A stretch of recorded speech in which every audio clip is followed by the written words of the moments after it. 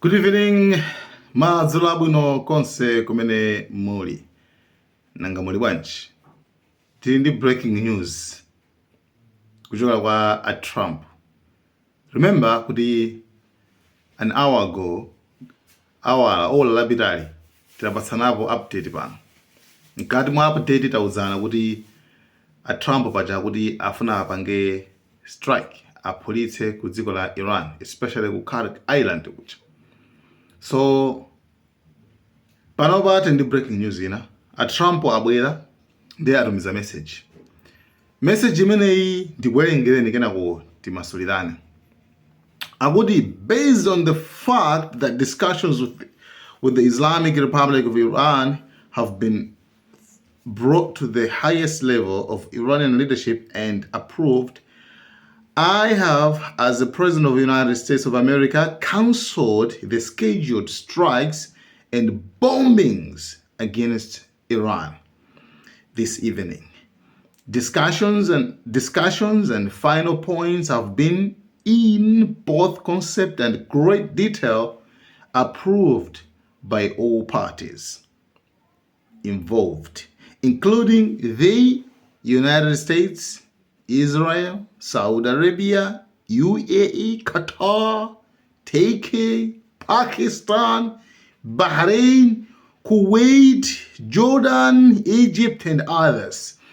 The naval blockade will remain in full force in effect until this transaction is finalized. Time and place of the signing to be announced shortly. Trump utenga abwelesa apa akunena kuti potengera ma negotiations pakati pa Iran komanso America, Trump aona kuti tafika pa level yeniyeni yomvana ija. Nde pakadali pano iwowa aganiza kuona kuti bola kansule zopanga ataki dziko la Iran usiku. And izizi zapangidwa approved,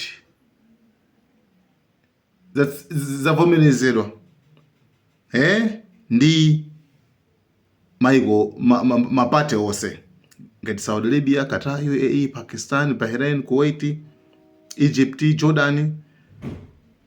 Koma blockade ya Twitch, never blockade ya Twitch, ikhalabe ili choncho, izikulabe ntchito choncho mpakana titasainirana bwinobwino. Ndiye tikazasainirana bwinobwino basi pamene pano kuti tidzakwanitsano kuichotsa blockade ya Twitch.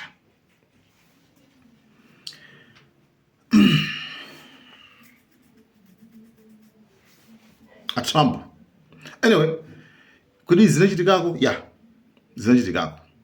Koma Trump tikudziwa kale kuti tambwali amene nthawi zonse amanama.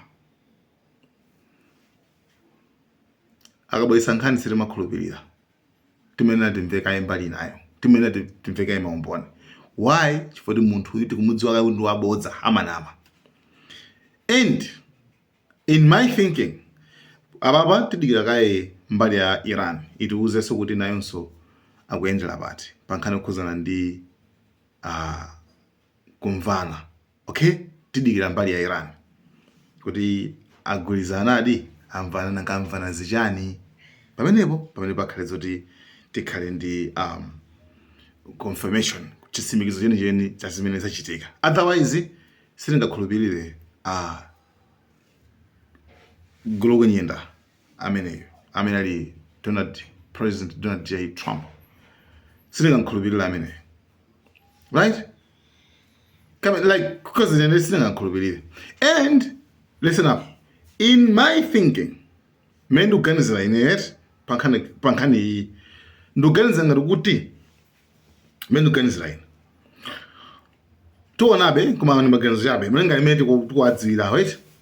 Trump apa aona kuti nzoti no. Market nsika warani mafuta akwera, gas wakwera. then iwo akuganiza kuti ndigwise ntchito bodza langa licha ndingoza kuti tamvana ife kwangotsala malo akunena kuti malo kosaina tikuwuzani kuti tikasainana kuti koma tamvana kale. You understand? So I mean akuluwa nkhani yakulu kuti ine ndakayikira zimene zizochitika basi. Trust me. Okay, I'm sorry. Koma ine ndakayikira kwambiri. Mumva maybe mumva iziko la Iran likamayankha likamapanga respond mumva zoti ife nkhani besiri kuiziwa. I mean sitinafike so pa level ina iliyonse. You understand? Koma baba afuna pange manipulate. Afuna akusi sensika uchi. Chifukwa Trump akatere nsika mafura marani mafura amatsika. Kwa America kuja ndiye akuona kuti ababa chimene ngapangene ndinameso ndikanama kana kum zirani yetsika. Ndanakuda ni maganizo anga jabet mene timaonera Trump ndi mene so zinthu timalera. Koma tikudikira dziko yani tikudikira dziko la Iran ikavomera kuti okay zimamakamba Trump zindizoonadi okay popo.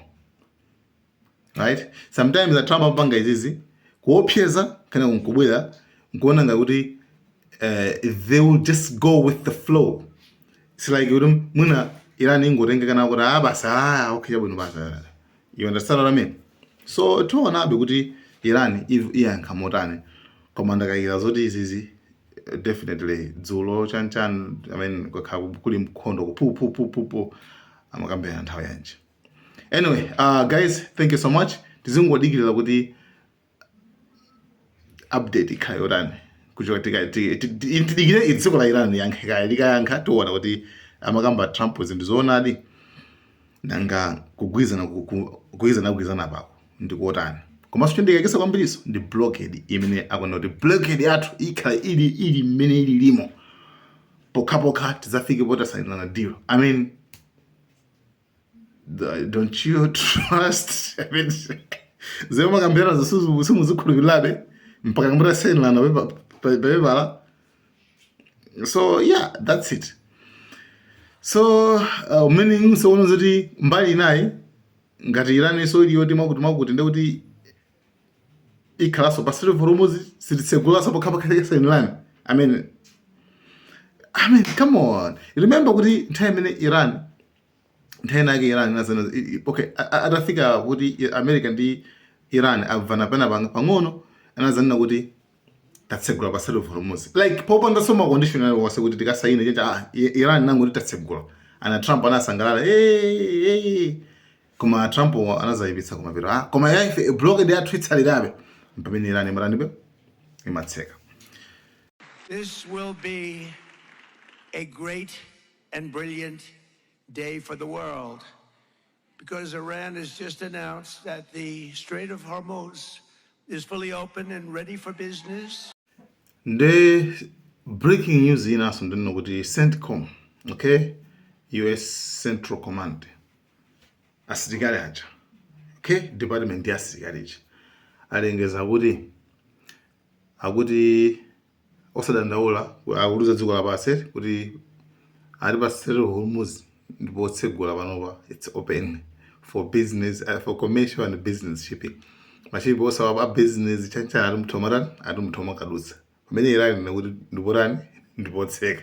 So yeah, I mean you can see kuti they want to afuna abweresene TV awuzana kuti guys everything is okay. Mafura rani mafura tsike. So guys, thank you so much. Malawi and cameras.